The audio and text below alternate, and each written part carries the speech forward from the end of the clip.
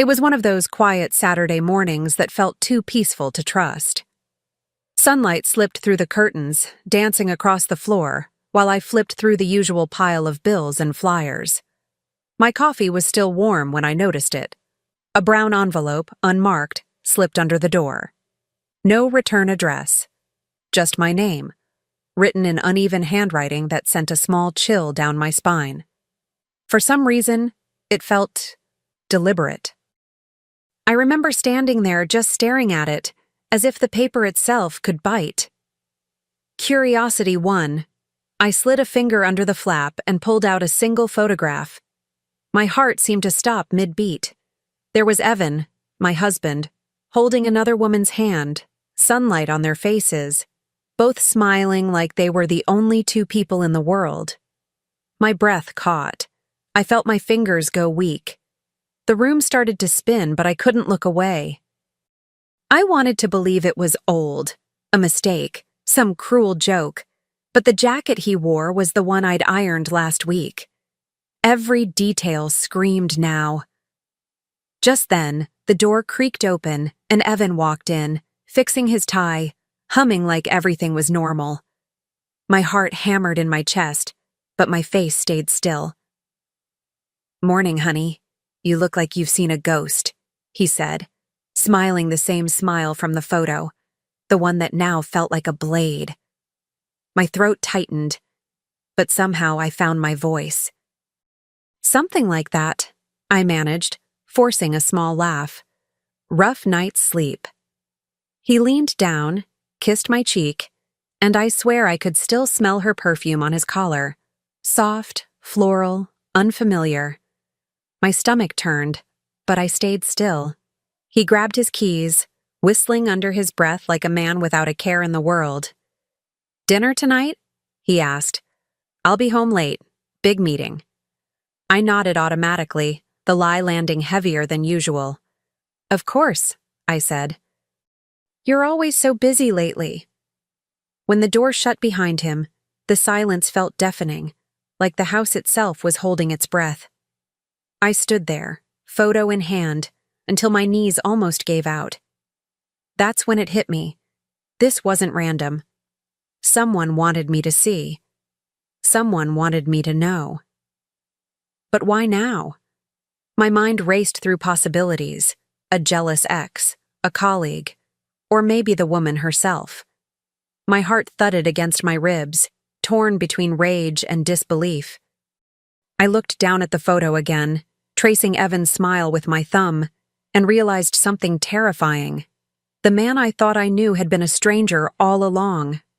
I sat on the couch, the photo still burning in my hand like a confession I never asked for. The walls around me felt smaller, like they were inching closer, trapping me with the truth I could no longer unsee. I tried to breathe, but every inhale tasted like betrayal. The morning light that once felt gentle now seemed cruel, exposing every corner of a life that suddenly didn't belong to me. My heartbeat filled the room, uneven, angry, scared. I thought about the little things I'd ignored, the late nights, the unread messages, the sudden showers after work. Every red flag I'd painted white just to keep our peace. I wanted to scream, but instead, I whispered his name, as if saying it out loud might summon the man I used to know. But that man was gone. In his place stood someone who smiled in daylight while holding another woman's hand. My phone buzzed on the table, snapping me out of my haze. A text from him. "Don't forget to pick up the wine for dinner tonight." My chest tightened. I almost laughed at the absurdity of it, how normal he sounded while my world had just been cracked open. I looked back at the photo one last time and slipped it into my drawer. Whatever this was, it wasn't ending quietly. It was only beginning. I didn't sleep that night. Every time I closed my eyes, I saw that photo. Their hands, their smiles, the ease of it all. By morning, I felt hollow, like someone had scraped out everything inside me and left only questions. I needed answers, and I knew exactly who could help me get them. Nina, my best friend, my safe place, the one person who could look at my chaos and make sense of it. I grabbed the photo and drove to her cafe. The smell of roasted coffee beans hit me the moment I walked in. Warm, familiar, comforting. Nina took one look at me and frowned. "What happened?" she asked, wiping her hands on her apron. I didn't answer right away. I just slid the photo across the counter. Her eyes widened, and for a moment, even she was silent. "That's Evan," she said carefully. "Where was this taken?" "I don't know," I whispered. "But look at her badge." We both leaned in, the soft cafe light catching on the glossy surface of the picture. A hospital ID hung from the woman's neck. St. Mary's Medical Center. My pulse quickened. "You think she works there?" Nina asked. I nodded slowly, a new fire sparking inside me. "I think I'm going to find out." By noon, I was parked outside St. Mary's, the photo tucked inside my purse like evidence in a trial no one else knew was happening. My hands gripped the steering wheel until my knuckles turned white. I'd never been the kind of woman to snoop, but that morning something inside me had shifted. Trust had been replaced by purpose. I rehearsed a dozen lies in my head before walking through those glass doors, each one sounding more believable than the last. The hospital air was sharp with disinfectant and coffee, the scent of exhaustion and secrets. I approached the front desk, my heart pounding so loud I could hear it in my ears. "Hi," I said, forcing a polite smile. "I'm dropping off a lunch for Dr. Evan Carter's wife. She forgot it at home." The receptionist's fingers froze mid-keystroke. For a second, she just looked at me, her brow furrowed as if I'd spoken a foreign language. "Dr. Carter's wife?" she repeated, her tone cautious. "I don't think he's married. He's been seeing one of our nurses." The words landed like a physical blow, hollowing me out from the inside. My throat went dry. I wanted to ask more, to shout, to demand proof, but all I could do was nod weakly. Right, my mistake. I turned and walked out before my composure cracked. Behind my calm steps, rage bloomed quietly, cold, steady, dangerous. The cool air outside hit me like a slap. I stood by my car, gripping the edge of the door, staring at nothing. The receptionist's words kept echoing in my head. "He's been seeing one of our nurses." My mind replayed the photo, the badge, the smile that wasn't mine anymore. For a moment, I almost pitied the woman, whoever she was, but pity burned fast when fueled by betrayal. I wasn't just his wife now. I was his reckoning waiting to happen.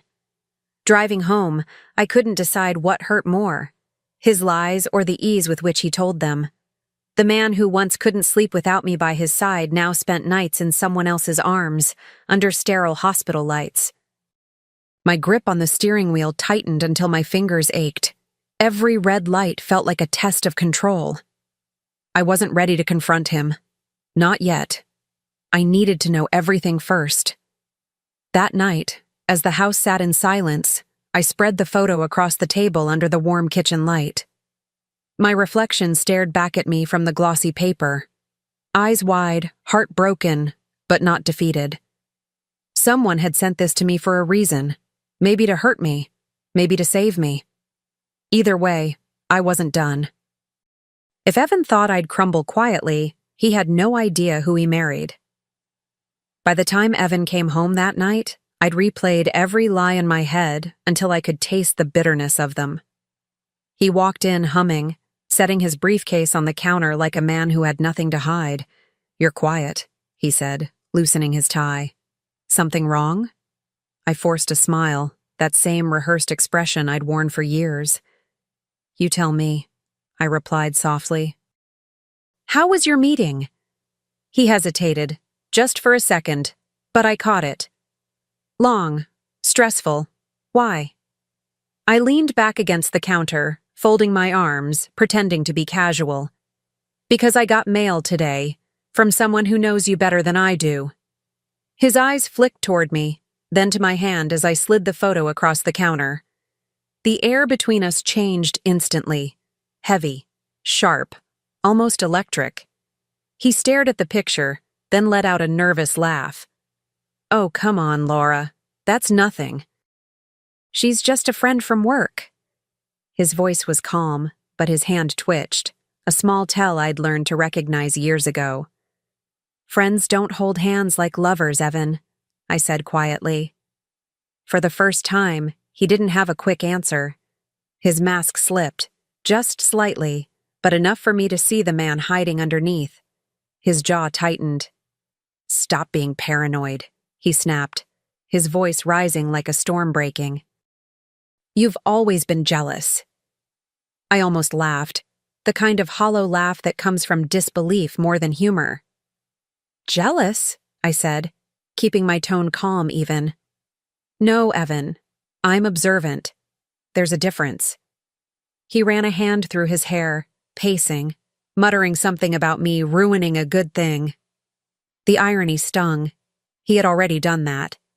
He stormed off to his office, slamming the door so hard a frame rattled on the wall. For a few seconds, I just stood there, staring at that door, the same one that had hidden so many of his secrets. My hands were shaking, but not from fear anymore. It was something colder, sharper, control. He still thought I'd cry, that I'd beg for an explanation, that I'd swallow another lie just to keep the peace. But peace had left this house long ago. That night, the silence was different. It wasn't empty. It was focused. I waited until his light went out before I moved. Every step toward his briefcase felt like a heartbeat counting down to something I couldn't undo. When I opened it, the truth was waiting for me. Hotel receipts, dinner bills, and another photo. Him and her, the same woman. A weekend resort. My eyes stung, but my tears didn't fall. They froze. I sat there, the papers spread across the table like evidence from a crime scene. And in a way, that's exactly what it was. The murder of trust. The betrayal of vows. Each receipt, each smile, each signature felt like another cut, deep and precise. But beneath the ache, something steadier was building. Resolve. He thought he was untouchable, hidden behind charm and routine. But I was done being blind. I remembered the first time he lied. Something small, something harmless. A white lie about working late when he'd gone for drinks with coworkers. I'd brushed it off back then, convincing myself love was stronger than suspicion. Now I saw it for what it really was. A rehearsal. Every deceit since then had been a step toward this moment. The man I shared a bed with had been practicing betrayal for years. I picked up the newest photo, him and her at the resort, sunlight bouncing off their glasses of wine. He looked happy, freer. I felt my heartbeat steady, not race. "If he wants to live two lives," I whispered to the empty kitchen, "I'll make sure both end the same way, in ruins." I slipped the photos back into the briefcase and closed it carefully. Revenge, I realized, didn't need to be loud. It just needed to be precise. The next morning, I woke up with a calmness that scared even me. It wasn't peace. It was purpose, quiet and deliberate. Evan still kissed my cheek before work, still said, "Love you," like nothing had changed. And I smiled back, because pretending had become my new weapon. For a week, I played the perfect wife, warm, attentive, supportive. The same woman he underestimated every single day. At dinner, I laughed at his jokes, asked about his meetings, even complimented his tie. He looked relaxed again, convinced I'd forgiven whatever he thought I might have known. That's when I struck the first spark. "You should invite your colleagues over sometime," I said lightly. "I'd love to meet the people you spend so much time with." He froze mid-bite, his fork hovering in the air. "That's not really necessary," he muttered. I smiled, swirling the wine in my glass. "Oh, come on, Evan. You always say teamwork matters. Let's celebrate your success together." My voice was sweet, steady, the kind of tone that hides knives behind every syllable. He hesitated, then nodded. Sure, maybe next week. But I didn't need him to plan it. That night after he fell asleep, I crafted an invitation myself. One addressed directly to her, signed, of course, from him. The days leading up to the dinner felt like walking through a quiet storm. Everything still, but charged with danger. I made every detail perfect. Fresh flowers on the table, soft music humming through the house, the scent of roasted herbs drifting from the oven. I even wore his favorite dress, the one he always said made me look safe. The irony wasn't lost on me. I was anything but safe. I was setting the stage. Evan came home just as the candles flickered to life. Wow, he said, eyes scanning the table. You really went all out. I smiled. You deserve it, I replied, touching his arm gently. For a moment, he looked proud, almost smug. I watched him pour himself a drink, completely unaware of what was coming. When the doorbell rang, he smiled. That must be your mother, he said absently, reaching for the door. Actually, I said softly, I think it's someone else. He opened the door, and time seemed to stop. Emily stood there, the nurse from the photo, dressed elegantly, confusion flashing in her eyes as she saw me standing behind him. Emily, I said with a warm smile that didn't reach my eyes. So nice of you to come. I've heard so much about you from my husband. Evan went pale. His mouth opened, but no sound came out. Laura, I can explain, he started. Please, I interrupted sweetly. Let's all have dinner. The three of us sat at the table, the air thick enough to choke on. The clinking of cutlery against porcelain was the only sound, a fragile rhythm masking the chaos beneath. I served the food with a calmness that didn't belong to me, watching Evan's hands tremble as he reached for his glass. Emily's eyes darted between us, her lips parting as if to speak, but no words came. She was realizing it too, that she'd walked straight into my trap. Evan tried to break the silence, his voice cracking. Laura, this isn't... I cut him off, my tone sweet as honey but cold underneath. Oh, don't worry, dear. I think Emily deserves to hear your version too. I turned to her, tilting my head just slightly. You see, my husband's been working very late lately. I thought maybe you could tell me if that's true. She looked down at her plate, her fingers trembling around her fork. No one moved. No one breathed. The air was heavy with things left unsaid. Secrets, guilt, humiliation. Evan's mask of control was gone now, replaced by something raw and desperate. He wasn't the man from the photo anymore. He was cornered prey, and he knew it. I leaned back, folded my napkin, and met his eyes with quiet certainty. You've always underestimated me, Evan, I said softly. And tonight, that ends. Dinner felt like a slow-motion collapse. Every word, every twitch, every silence stretching thin enough to snap. I could hear the faint hum of the refrigerator, the tick of the clock, the storm building in both their chests. So, I said finally, my voice steady, how long have you two been seeing each other? Emily flinched, her eyes glistening. A few months, she whispered. He told me you were separated. The word hit me like a slap. Not because it was new, but because it was rehearsed. Evan leaned forward, panic breaking through his fake composure. Emily, please, he started, but I raised my hand to silence him. Separated? I repeated, smiling tightly. That's funny. We still share a bed, or at least we did until tonight. I could feel the blood rush to my face, not from anger, but clarity. It was liberating, finally seeing the truth with both eyes open. The mask had shattered, and there was no gluing it back together. Emily's lip trembled. She looked at Evan like a woman realizing she'd been tricked too. You said she was gone, she whispered. You said it was over. His silence told her everything she needed to know. I felt an odd kinship with her then, two women on opposite sides of the same lie.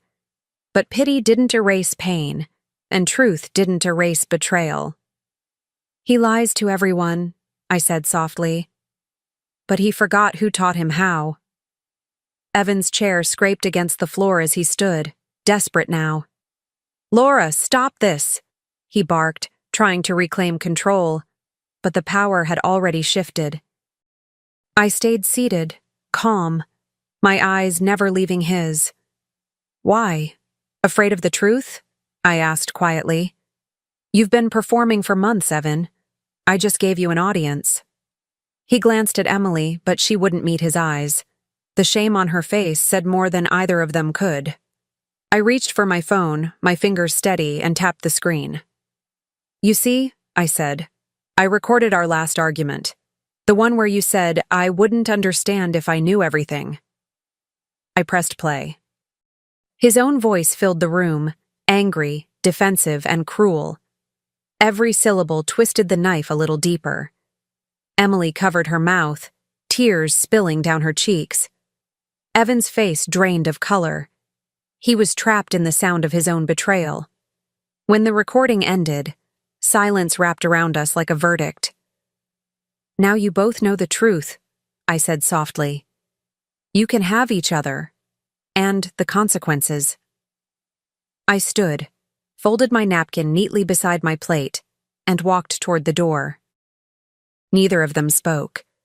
Evan's hand twitched like he wanted to reach for me, but he didn't. He knew this wasn't a fight he could win. Not tonight. Not ever. I stepped into the hallway, my pulse steady, my mind sharper than it had been in months. Behind me, I could hear the faint sound of Emily crying and Evan muttering something under his breath. Excuses, probably. They always came easy to him. I grabbed my purse, my car keys, and one last piece of evidence, the same photo that had started it all. It felt poetic, closing the door on the same lie that had opened my eyes. Before leaving, I sent one final message, not to him, but to his boss. The email was simple, a few attached photos, the audio file, and a short note explaining his unprofessional conduct. His boss's wife happened to be the hospital director. The fallout would be inevitable, but that wasn't my burden anymore. I hit send and slipped my phone into my bag. Justice didn't need to be loud. It just needed to be thorough. When I walked out into the night, the air felt different, lighter, cleaner, as if the world itself had exhaled with me. The porch light cast a soft glow on the path ahead, and for the first time in a long time, I didn't look back. Somewhere behind those walls, Evan's empire of lies was already starting to crumble. I didn't need to see it fall. I'd already won by walking away. 6 months later, life had settled into something softer, quieter, but stronger. My mornings weren't filled with dread anymore. They were mine again. I'd traded chaos for calm, lies for silence, and it felt clean. I was sipping tea by the window when I heard the familiar thud at my doorstep. Another envelope. Brown, unmarked, my name written in the same uneven hand. For a second, my breath caught. A ghost from the past come to visit. I picked it up, fingers tracing the paper, half expecting another photograph meant to break me.